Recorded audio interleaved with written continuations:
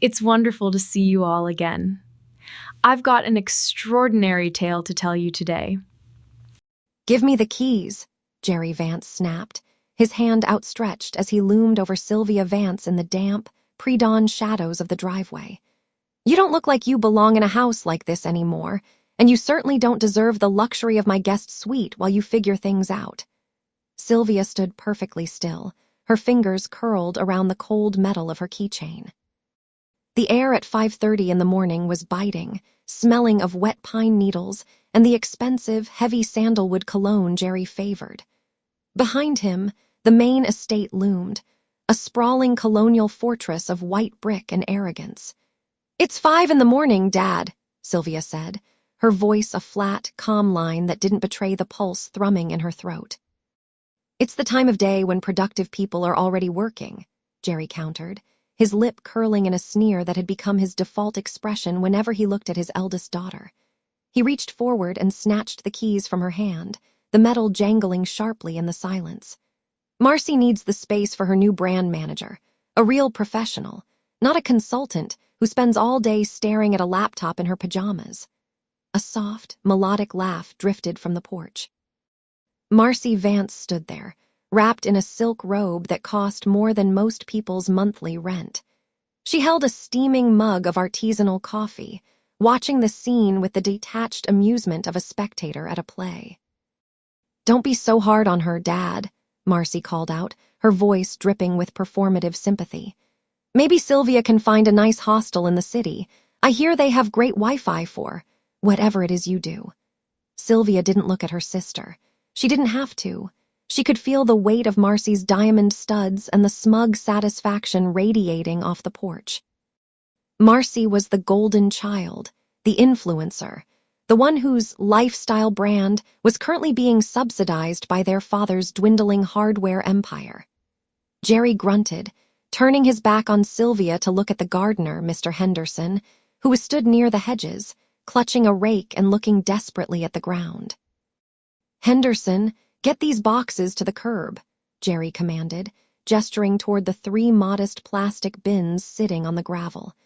"If they aren't gone by the time the trash truck rolls through, toss them in the bin. I won't have this cluttering up the aesthetic of the driveway." The gardener hesitated, his eyes flicking to Sylvia with a flash of genuine pity. He had known her since she was a child, back when she was the one winning math competitions and building computers from scrap parts while Marcy was failing out of finishing schools. "I've got it, Mr. Henderson," Sylvia said quietly. She stepped toward the bins, her boots crunching on the wet gravel. "Leave them," Jerry barked. "I want you off the property now. You've leeched off this family long enough, Sylvia. You're 30 years old and you have nothing to show for it but a few lines of code and a superiority complex. It's time for a reality check." He reached down, and with a sudden, violent movement, kicked the top bin. It tumbled over, the lid popping off. A tangle of high-end fiber optic cables, a sleek black external drive, and a worn-out hoodie spilled into a muddy puddle. Sylvia watched the water soak into the fabric of the hoodie. She felt a familiar coldness settling in her chest, not the cold of the morning, but the strategic, calculated chill she used when she was hunting a vulnerability in a multi-layered firewall. She reached into the pocket of her jacket, a plain, charcoal-colored garment made of a proprietary tech fabric Jerry would never recognize as costing $4,000. Her thumb brushed the screen of her phone. A notification was waiting. Acquisition complete. Holding company V-Alpha now controls 51% of Vance hardware debt, awaiting your signal. "Is there a problem?" Jerry asked, noticing her stillness. "Are you waiting for an apology, or maybe a handout?" "No," Sylvia said, looking up. She met Jerry's gaze, her eyes as dark and unreadable as a deep-sea trench. "I was just thinking about how much things can change in an hour."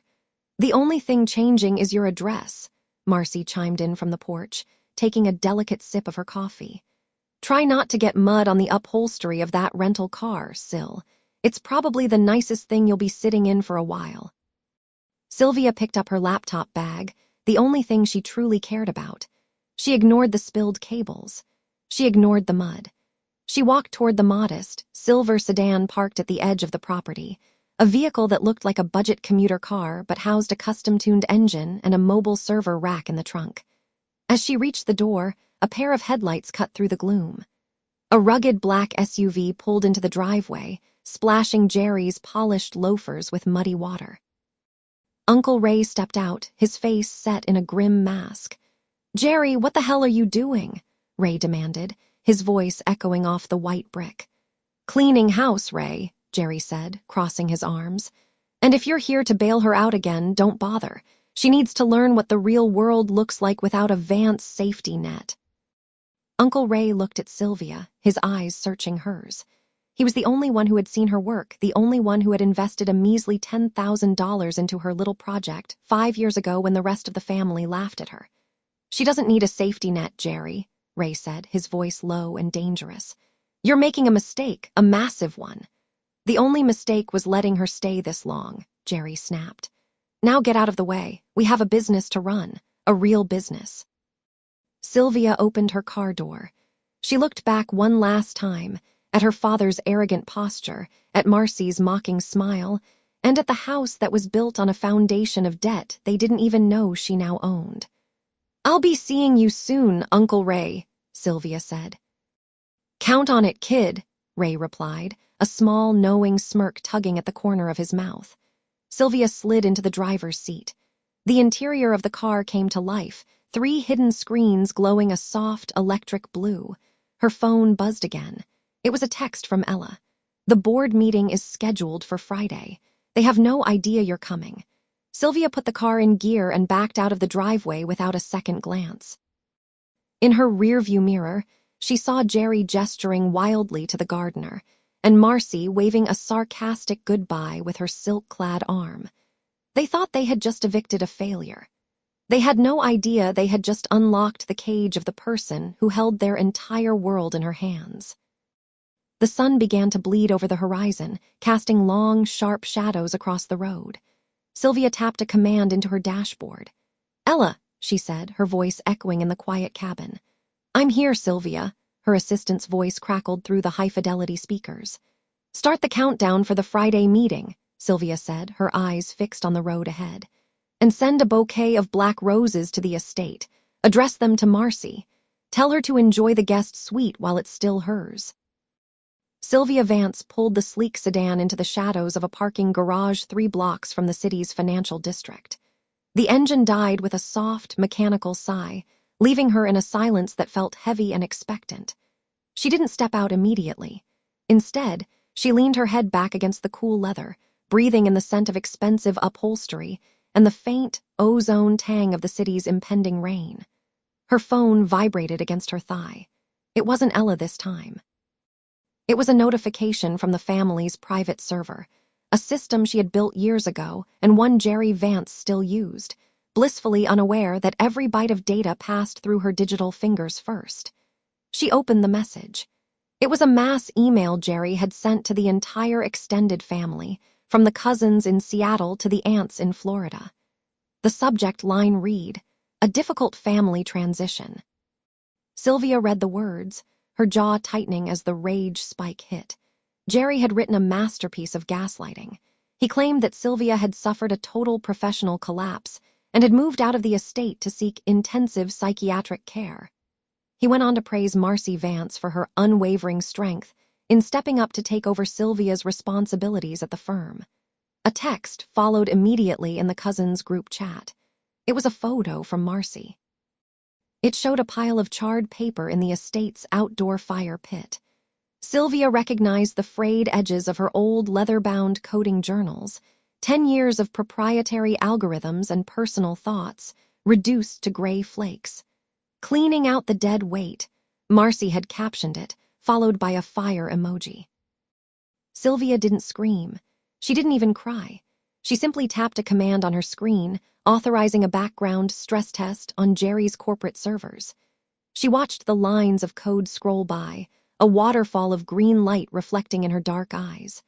She wasn't just a daughter they had discarded. She was the architect of the very ground they stood on.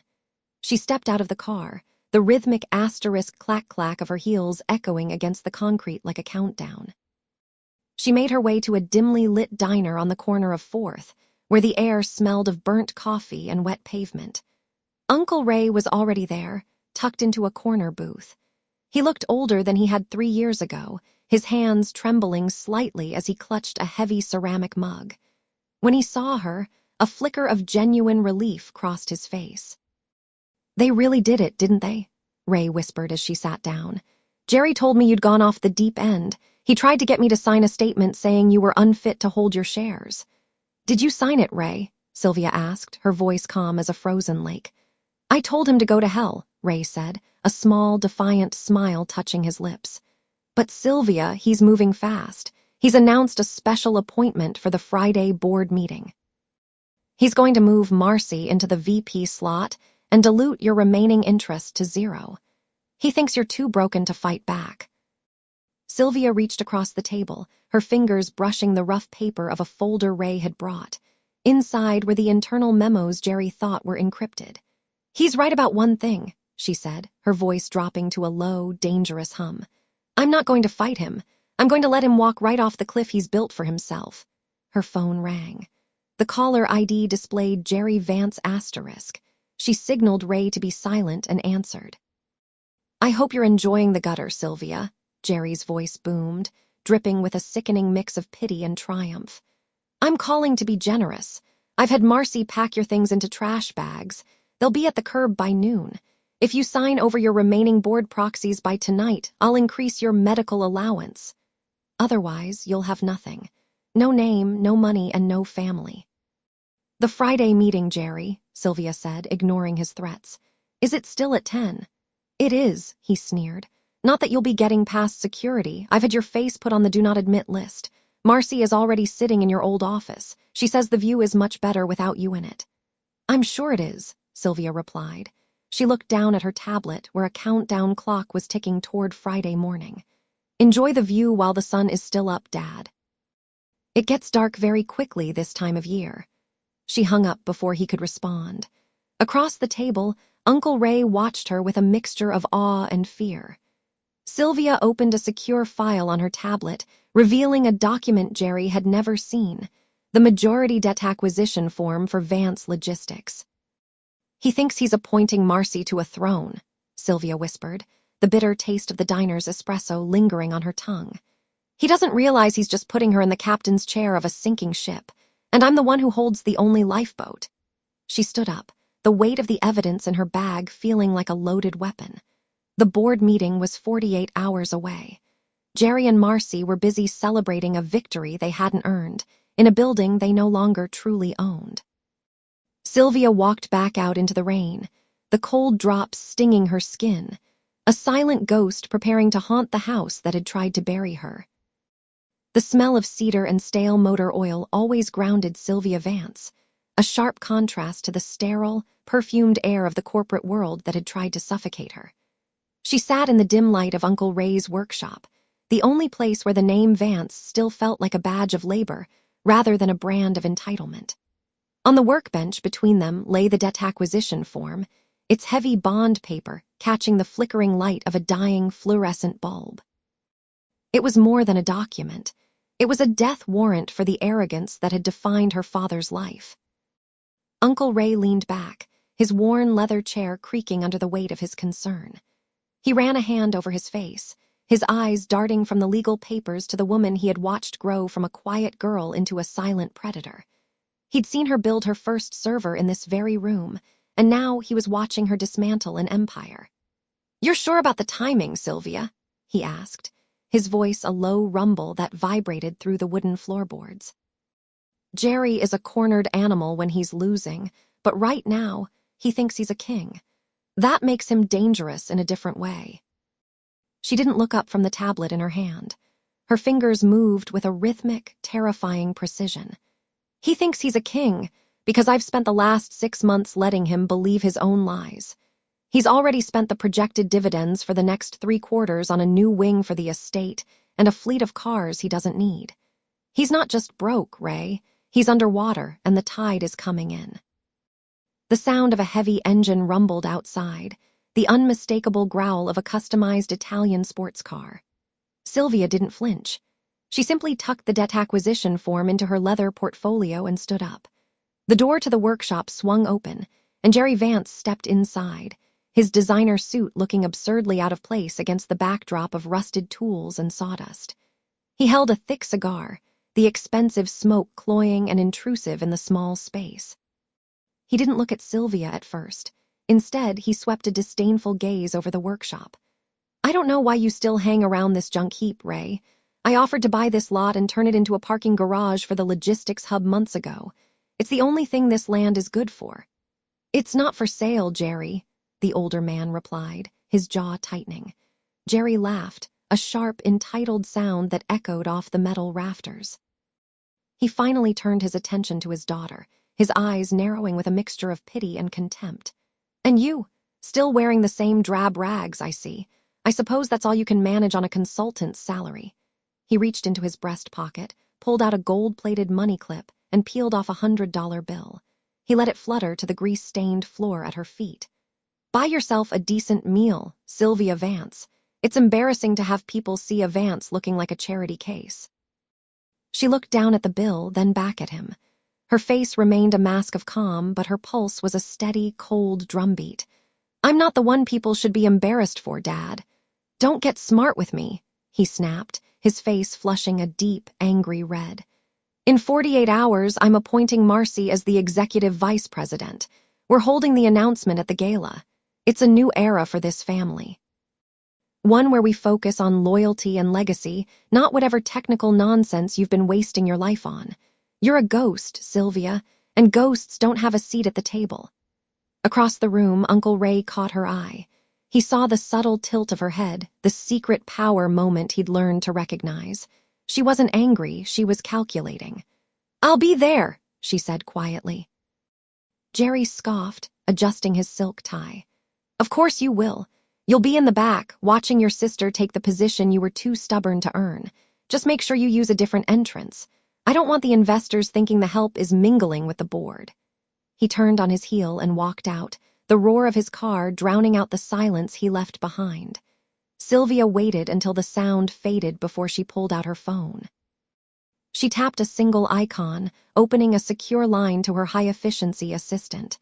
"Ella," she said, her voice like a sharpened blade. "I'm here, Sylvia," Ella responded instantly. "The board members have all received their private invitations to the pre-gala briefing. They think it's a routine debt restructuring update. None of them know you're the primary holder. And the logistics servers. Mirrored and ready. The moment you give the word at the gala, every line of credit Jerry thinks he has will freeze. He'll be trying to toast his success with a credit card that won't even buy him a glass of water." Sylvia felt the weight of the portfolio in her hand, the weapon she had spent years forging. She thought of the $100 bill on the floor, a symbol of the man who thought wealth was something you threw at people to make them disappear. 2 days, Sylvia whispered, the words tasting like copper and cold rain. She walked out of the workshop, leaving the money on the floor. She didn't need it. By Tuesday night, she would own the floor, the building, and every arrogant breath Jerry Vance took inside of it. The countdown had begun, and for the first time in her life, the fire wasn't something to fear. It was something she had built, and she was ready to watch it burn. The scent of expensive cedarwood and aged tobacco hung heavy in the private dining room of the Oak Ridge Heights Country Club. It was a room designed for men who believed their names carried the weight of currency, and today, Jerry Vance sat at the head of the long mahogany table as if it were a throne. He didn't look up when Sylvia entered. He was too busy adjusting his silk tie in the reflection of a silver bread basket, his movements radiating the casual, unearned confidence of a man who had never known a day of true consequence. Marcy sat to his right, her fingers scrolling through a digital catalog of designer gowns. She didn't offer a greeting, only a sharp, judgmental glance at Sylvia's tailored but unbranded charcoal suit. The air conditioning hummed with a low, rhythmic thrum, the only sound in the room until Jerry finally clicked his tongue.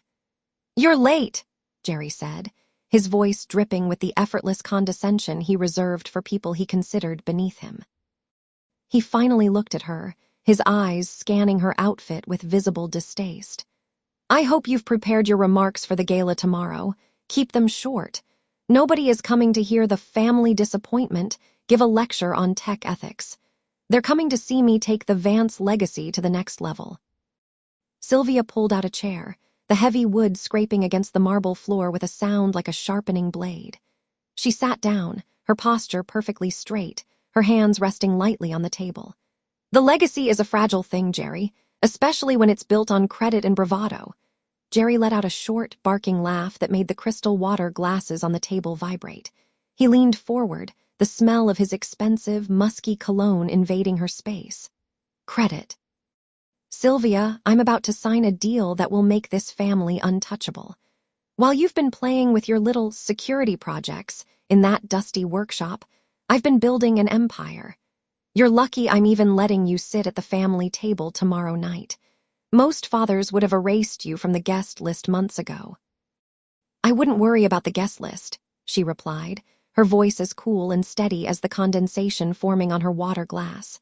She reached into her pocket and felt the small, encrypted drive, the key that would soon turn his empire into a ghost town. I'd worry about the foundations. Sometimes the things you think you own are already slipping through your fingers. Marcy looked up from her phone, her lip curling in a sneer. Is that a threat, Sylvia? You sound like a character in one of those low-budget thrillers you probably watch in your studio apartment. Just show up, wear something that doesn't scream freelancer, and try not to trip over the red carpet. This gala is Jerry's crowning moment. Don't ruin it with your bitterness. Uncle Ray, who had been sitting quietly at the far end of the table, caught Sylvia's eye. He saw the way she didn't flinch, the way her gaze remained unnervingly calm despite the insults. He saw the subtle, knowing tilt of her head.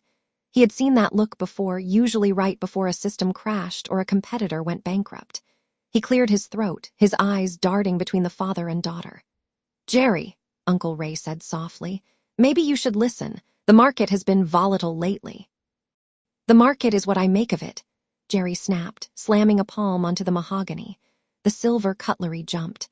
I've secured the logistics servers. I've doubled our line of credit with the board's approval. Tomorrow night, when I stand on that stage, the Vance name becomes synonymous with power. And you, he pointed a finger at Sylvia, will stand in the wings and realize just how small you really are. Sylvia picked up her glass and took a slow, deliberate sip. The water was ice cold, refreshing against the heat of Jerry's ego. 24 hours, she whispered, more to herself than to him. What was that? Jerry demanded. I said the weather looks clear for tomorrow, Sylvia said, a faint ghost of a smile touching her lips. It's a perfect day for a revelation. Jerry dismissed her with a wave of his hand, turning back to Marcy to discuss the floral arrangements for the VIP lounge. He was so insulated by his own arrogance that he didn't notice the way Sylvia's phone buzzed twice on the table. She glanced down at the screen. A single message from Ella, mirrors synchronized. Logistics blackout scheduled for 8:00 p.m. The fuse is lit. Sylvia stood up, the movement fluid and silent. She didn't wait for a dismissal. As she walked toward the door, she passed a waiter carrying a tray of champagne. She caught her reflection in the mirrored panels of the hallway, no longer the girl who had been cast out, but the architect of the coming storm. Behind her, Jerry was still bragging, his voice echoing off the walls of a room he wouldn't be able to afford by this time tomorrow. Sylvia stepped out into the humid afternoon air, the countdown ticking in her mind like a heartbeat. The night before the end was always the quietest, and as she watched the sun begin to dip below the horizon, she knew Jerry Vance had no idea that the sun was setting on his world forever. One more sleep. Then the fire. The scent of expensive lilies and aged cedarwood hung heavy in the air of the Apex Lodge. A glass and timber monument perched so high in the mountains that the clouds seemed to scrape against the floor-to-ceiling windows. It was the Vance family's crown jewel, the site of the 50th anniversary gala for their architectural firm. And tonight, it was Jerry Vance's kingdom. He stood at the center of the great hall, his chest puffed out beneath a tuxedo that cost more than most people's annual rent, clutching a crystal flute of vintage Krug. Sylvia Vance stepped into the room, her presence as silent and inevitable as a shadow. She had chosen a dress of slate gray silk, unassuming, almost invisible against the opulence of the lodge, yet tailored with a precision that hinted at a much higher tax bracket than her family believed she occupied. She didn't need the flash of sequins to feel powerful. She had $50 million in liquid assets and a digital kill switch resting in the palm of her hand. "You're late," a voice snapped. Sylvia turned to see her father. He didn't offer a greeting or a smile. He simply looked her up and down with a sneer that deepened the lines of his face. "I told you 6 o'clock sharp. You're lucky I even put your name on the guest list, Sylvia. Try to stay in the corners. I have the governor and 3 major developers here tonight. The last thing I need is you embarrassing the family by talking about your tech hobbies again." "I wouldn't dream of it," she replied, her voice smooth and devoid of the hurt he expected to see. He stepped closer, the smell of expensive scotch and entitlement radiating off him. "Look at your sister. That's what a Vance looks like." He gestured toward the far end of the hall where Marcy Vance was holding court, draped in a diamond necklace that caught the light with every performative laugh. "She's the future of this firm. You're just a seat filler so the press doesn't ask why my oldest daughter is a deadbeat. Don't touch the caviar, it's for the donors." He turned his back on her before she could respond, moving toward a group of men in dark suits with the practiced ease of a man who believed he was untouchable. Sylvia watched him go, her thumb grazing the side of her phone in her clutch. The rage was there, a cold, sharp blade in her chest, but she didn't let it reach her eyes. She had learned long ago that reacting to Jerry was a losing game. Replacing him, however, was a game she was currently winning. She felt a hand on her shoulder and didn't flinch. She knew the weight of it. "He's in rare form tonight," Uncle Ray whispered, stepping up beside her. He looked tired, his tuxedo hanging slightly loose on a frame that had aged 10 years in the last 5. "He's been bragging about the new expansion for 3 hours. He's leveraged everything, Sylvia. The lodge, the city contracts, even the family trust. He's betting the entire empire on tonight's announcement." "Then it's a good thing the house always wins," Sylvia said, her eyes fixed on the digital clock mounted above the grand fireplace. 7:12 p.m. "Are you sure about this?" Ray asked, his voice barely audible over the string quartet playing in the gallery. "Once the blackout starts, there's no going back. He'll be ruined by midnight. He ruined himself the day he decided his ego was worth more than the people who built this company," she said. "I'm just the one turning out the lights." She moved away from him, navigating the room with a ghost's grace. She spotted Marcy Vance across the floor, who was currently showing off her necklace to a group of socialites. As Sylvia passed, her sister leaned in, her eyes gleaming with malice. "Oh, Sylvia, I didn't think you'd actually show up in that," Marcy said, fingering the hem of Sylvia's slate-gray sleeve. "It's very sensible. I suppose when you don't have a career, you have to save money on the wardrobe. Did you see the centerpiece? It's real gold leaf. Daddy said it reminded him of me. I'd offer to introduce you to my fiancé's partners, but they only speak to people who actually contribute to the economy." Sylvia smiled, a small, terrifyingly calm expression. "It's a beautiful necklace, Marcy, truly. I hope you enjoy wearing it tonight. It's a very significant piece of history." Marcy frowned, her brow furrowing. "What is that supposed to mean?" "Just that some things are more fragile than they look," Sylvia said, then walked away before the confusion could turn into an argument. She retreated toward the balcony, the cold mountain air hitting her face like a slap. She pulled her phone from her bag. A notification was waiting. It was a live feed from the lodge's server room, located 3 floors below. A small, black device was pulsed with a steady blue light, its wires spliced into the main fiber-optic trunk. Mirrors active. All data packets being rerouted to the secondary server. 48 minutes to intercept. Sylvia looked back through the glass at the warmth and light of the Great Hall. Jerry was standing on the small dais now, tapping a microphone. The room began to quiet. He looked like a king about to bestow a blessing upon his subjects. He had no idea that the very ground he stood on was already gone. She stepped back inside just as Jerry began to speak. "Friends, colleagues, family," he boomed, his voice echoing off the vaulted ceilings. 50 years ago, my father built the first Vance structure with nothing but a hammer and a vision. Tonight, I am proud to announce that we are taking that vision to the global stage. By the end of this evening, the Vance name will be synonymous with the largest infrastructure project in the state's history." He paused for the applause, basking in it, his eyes sweeping over the room until they landed on Sylvia.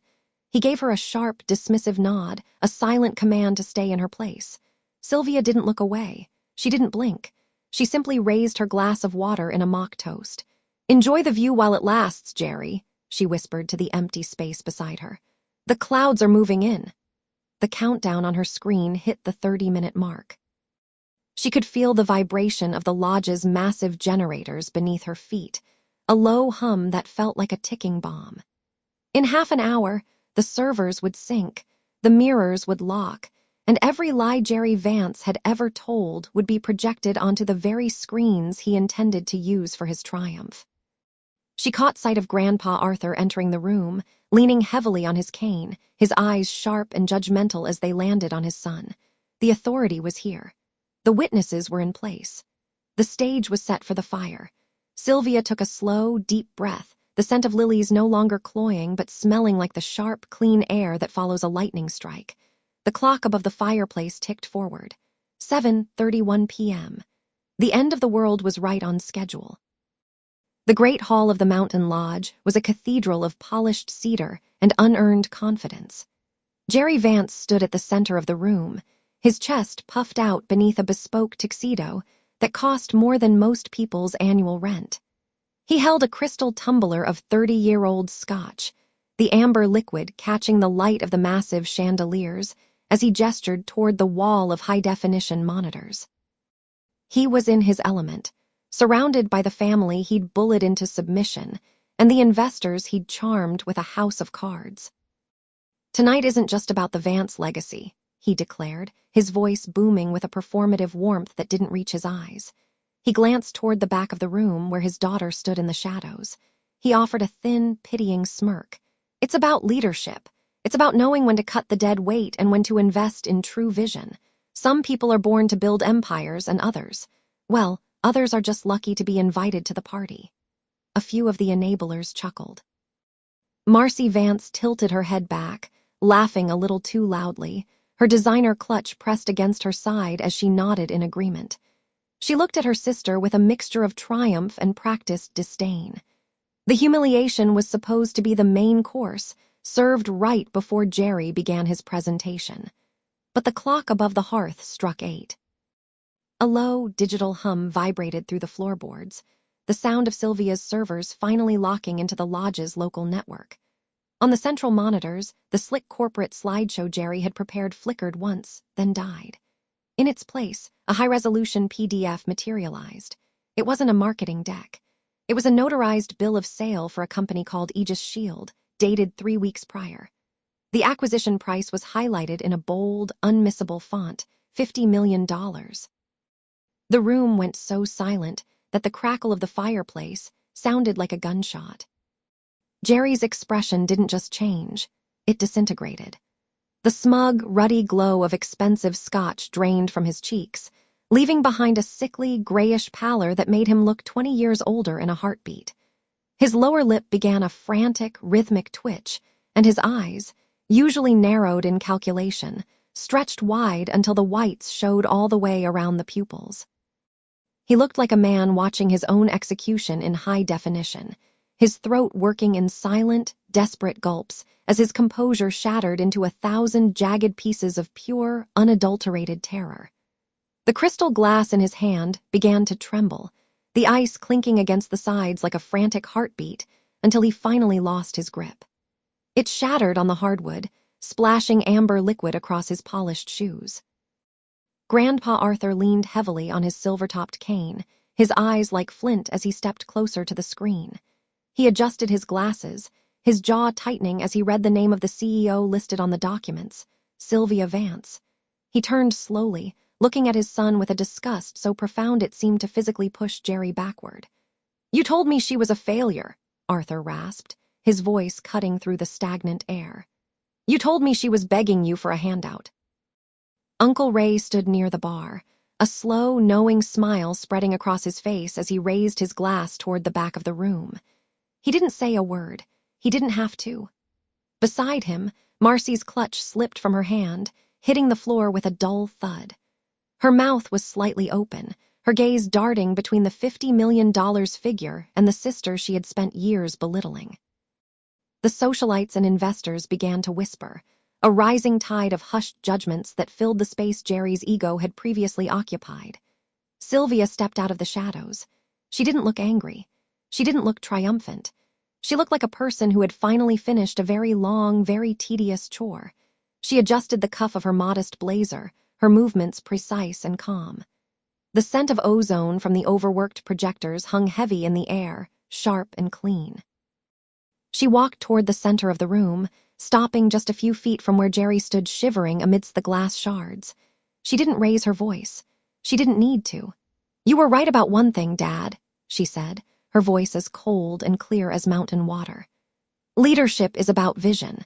My vision included the fact that you've been embezzling from the family trust to cover your trading losses for the last 3 years. The bank records are on the next slide." Jerry made a choked, pathetic sound in his throat, but Sylvia was already turning away. She signaled to Ella, who was standing by the exit with Sylvia's coat draped over her arm. "I'm done here," Sylvia said, her gaze sweeping over the shocked faces of the people who had watched her be insulted for years without a word of protest. She looked back at her father one last time. "Enjoy the party, Jerry. I've already paid the catering bill. It's likely the last thing you'll ever have for free." She didn't wait for a response. She didn't stay to watch him beg or listen to Marcy's inevitable excuses. She walked out of the great hall, the heavy oak doors swinging shut behind her, leaving the silence of the mountain night to swallow the chaos she had left behind. Behind those doors, the Vance empire was screaming, but as Sylvia stepped into the crisp, biting air, all she could hear was the beautiful, rhythmic sound of her own footsteps. The heavy oak doors had barely clicked shut behind Sylvia Vance when the silence in the great hall curdled into a frantic, suffocating heat. For a heartbeat, no one moved. The bank records remained projected on the massive screen, a digital guillotine blade hanging over the room. The rows of numbers, the systematic siphoning of Vance global funds into Jerry Vance's private offshore accounts, glowed with a cold, unforgiving light. Jerry stood frozen at the head of the long table, his hand still clutching a crystal champagne flute. The glass began to chatter against his signet ring, a rhythmic, metallic clicking that was the only sound in the room. His face didn't just lose color. It seemed to physically deflate, the skin sagging around his jawline as the reality of the data sank in. His eyes, once bright with the fire of a man who believed himself untouchable, became glassy and unfocused, darting toward the exits as if looking for a hole to crawl into. A thin sheen of cold sweat broke across his forehead, shimmering under the chandeliers, and his mouth hung slightly open, the lower lip trembling with a silent, pathetic protest that never quite reached his throat. He looked less like a titan of industry and more like a ghost caught in the midday sun.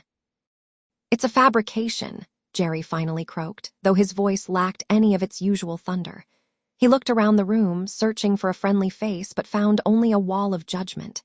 She's always been unstable. You all know Sylvia. This is a vendetta. The only thing unstable in this room, Jerry, is your legal standing." The voice was low, resonant, and carried the weight of 4 decades of absolute authority. Grandpa Arthur stepped forward from the shadows of the gallery, the rhythmic thud of his silver-headed cane striking the marble floor like a ticking clock. He didn't look at the screen. He didn't need to. He looked only at his son, his eyes narrowed with a disgust so profound it seemed to physically push Jerry back a step. Marcy Vance took a visible step back, her hand flying to her throat as if the scandal were contagious. She looked at her father not with sympathy, but with the sharp, calculating fear of someone realizing her meal ticket had just been incinerated. She glanced toward the door Sylvia had exited, then back at the ruined man at the head of the table, and deliberately moved to stand closer to Uncle Ray. The shift was subtle, but in the high-stakes theater of the Vance family, it was a defection. "Dad, listen to me," Jerry pleaded, his voice rising into a shrill, desperate register. "I can explain the movements, It was a tax strategy. I was protecting the legacy. You were cannibalizing it, Arthur snapped. He reached the podium and placed a weathered hand on the wood, turning to face the gathered board members and family associates. I've spent the last hour in the library with Sylvia's legal counsel. Every document on that screen has been verified by 3 independent forensic auditors. The authorities were notified 20 minutes ago. A collective gasp rippled through the room. Marcy's face went pale, her eyes darting to her own designer handbag, as if she expected the police to snatch it from her right then. 2 of the board members, men who had spent the evening laughing at Jerry's jokes and mocking Sylvia's absence, suddenly found their shoes very interesting. They shifted their chairs away, creating a physical void around Jerry that made him look small, isolated, and utterly defeated. The smell of expensive catering and floral arrangements now felt cloying, like lilies at a funeral. Jerry's hand shook so violently that the champagne finally slopped over the rim, splashing onto his hand-tailored suit. He didn't even notice the stain. "You let her do this," Jerry hissed, turning his venom on Uncle Ray. "You were in on it, after everything I did for you." Ray didn't flinch. He stood with his arms crossed, a calm, steady presence amidst the wreckage. "You didn't do anything for me, Jerry. You used me as a shield. Sylvia was the only one who actually saw the work I was doing. She didn't have to let me do anything. I chose to stand with the person who wasn't robbing the family blind." Arthur raised his cane, pointing the silver tip directly at Jerry's chest. "You are stripped of your title, your board seat, and your access to all company assets, effective immediately. Security is waiting in the foyer to escort you from the property. You will leave with what you have in your pockets and nothing more." "You can't do that," Jerry shouted, his face turning a dark, dangerous purple. "I am the face of this company. You are a footnote," Arthur said coldly, "and a shameful one at that." The doors at the back of the hall opened. 2 men in dark, professional suits entered, not the family's private security, but uniformed officers. The room went deathly silent again, the only sound the heavy tread of their boots on the marble. Jerry looked toward Marcy, a silent plea for help in his eyes, but she turned her head away, busying herself with her phone as if she were already drafting a press release to distance herself from the fallout. The betrayal was total. The man who had spent a lifetime demanding loyalty through fear now found himself in a room full of people who wouldn't even offer him a glance. As the officers reached him, Jerry's bravado finally snapped. He didn't fight. He didn't shout. He simply let them take his arms, his shoulders slumping as they led him toward the exit. He passed the screen one last time, his own crimes illuminated in high definition, a digital monument to his arrogance. Outside, the mountain air was crisp and silent. Sylvia stood by the black SUV, watching the heavy doors of the great hall open. She saw the flashes of blue and red light reflecting off the stone pillars as her father was led out. She didn't gloat. She didn't smile. She simply adjusted the collar of her coat, the weight of the last 5 years finally lifting from her shoulders. Ella held the door open for her. "The paperwork for the restructuring is ready for your signature in the morning, Sylvia." "Good," Sylvia said, her voice steady and calm. She looked at the sprawling Vance estate one last time, the house that had been a fortress of insults and exclusion. It wasn't her home anymore. It was just an asset. She stepped into the car, the door closing with a solid, expensive thud that drowned out the distant sound of Jerry's frantic shouting. As the vehicle pulled away, Sylvia didn't look back at the chaos she'd left behind. She was already looking at the road ahead, where the Vance name would finally mean something she could be proud of. 6 months had passed since the flashing blue and red lights had faded from the driveway of the Vance estate. In the high-rise heart of the city, the air in the corner office smelled of expensive bergamot and the faint, ozone hum of high-end servers. Sylvia Vance stood by the floor-to-ceiling windows, her reflection ghosting against the glass. She wore a tailored charcoal suit that cost more than her father's monthly rent at his new transition housing, but she didn't feel the need to check the tag. The weight of the world no longer rested on her shoulders. It sat, neatly organized, in the digital ledgers on her desk. The door clicked open. Uncle Ray walked in, carrying 2 glasses of sparkling cider.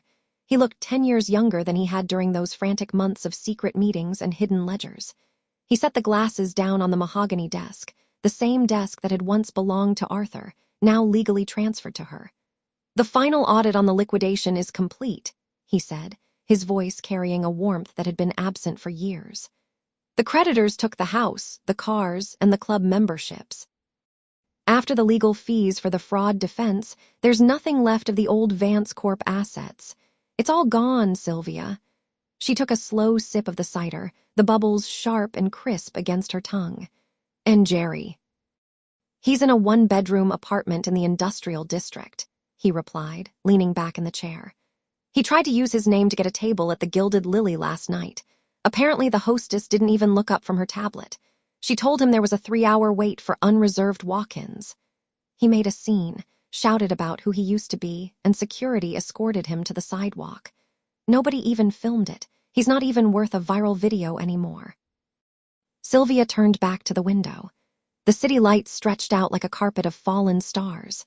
She thought of the man who had once loomed so large in her life, a titan of industry who had reduced her to a deadbeat in front of the people she loved. Now, he was just a ghost haunting the hallways of a cheap apartment building, his only companion the bitter memory of a power he'd never actually earned. The victory was absolute, yet the silence in the room felt heavy. "Have you heard from Marcy?" she asked softly. The light in her uncle's eyes dimmed slightly. "She's working as a junior clerk in a law firm 3 states away. She won't take my calls, Sylvia. She won't take yours. She still blames you for tearing the family apart. She'd rather live in the lie Jerry built than accept the truth of what he did to you." Sylvia nodded, feeling a familiar, dull ache in her chest. This was the cost of the fire she had set. She had saved the legacy, secured the fortune, and reclaimed her dignity, but the family tree had been charred in the process. She had the crown, but the court was empty.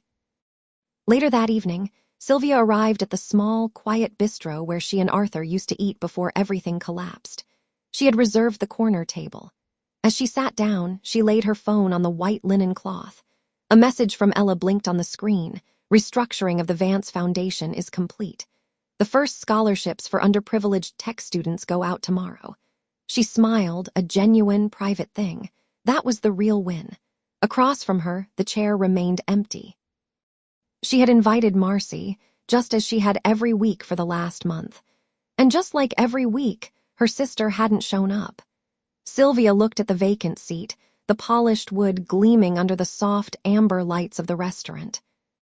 She thought of Jerry, sitting in his cramped kitchen, staring at a microwave dinner and wondering where it all went wrong. He would spend the rest of his life looking for someone to blame, never realizing that the architect of his ruin was the person staring back at him in the mirror. He had traded love for status, and in the end, he had lost both. Sylvia picked up the menu, the paper thick and textured under her fingers. She was the CEO of a multi-million-dollar empire. She was a genius recognized by her peers. She was a woman who had stood her ground against a giant and watched him crumble. But as the waiter approached to take her order, she didn't ask for the most expensive bottle on the list. She didn't demand the best seat in the house. She simply ordered a quiet meal for one. She had won the war, but as she looked at the empty chair across from her, she realized that some things couldn't be bought back, no matter how many millions were in the bank. She adjusted the collar of her coat, the silk smooth against her skin, and looked out at the street. She was finally free, but the price of that freedom was a solitude she was only just beginning to understand. She picked up her glass and offered a silent, lonely toast to the dark window. The Vance name finally meant something again, but for the first time in her life, she was the only one left to carry it.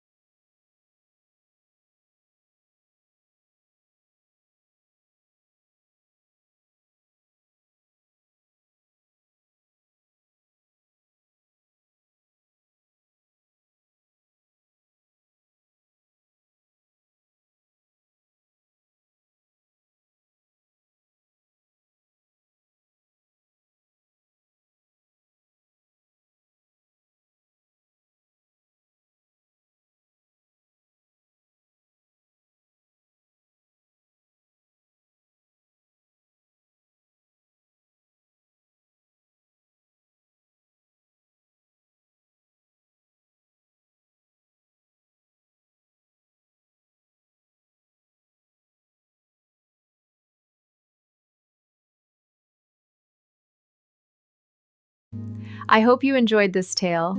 Please subscribe to support the channel. Goodbye for now.